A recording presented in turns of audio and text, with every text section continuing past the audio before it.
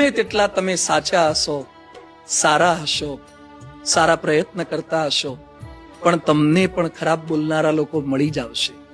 પ્રયત્ન કરવા છતાં પણ નિષ્ફળતા મળશે, ટીકા થશે, નાસીપાસ થઈ જવાશે, નિરુત્સાહ થઈ જવાશે, ડિપ્રેશન આવશે, ફ્રસ્ટ્રેશન આવશે, સુસાઇડ કમિટ કરવાના વિચારો આવી જશે. પણ યાદ રાખજો, દુનિયામાં તાળું બને છે એની સાથે જ ચાવી બની જાય છે. દરેક સમસ્યાનું સમાધાન હોય છે. એક ખોળો એવો રાખજો, એક ખભો એવો રાખજો કે ત્યાં જઈને તમે રડી શકો. એક હાથ એવો રાખજો જે તમને પકડીને આશ્વાસન આપી શકે. બે કાન એવા રાખજો જ્યાં તમે તમારા દુઃખની વાતો કરી શકો. તો આવનારા કોઈ પણ વિઘ્નોમાં તમે ક્યારે વિચલિત નહીં થાવ.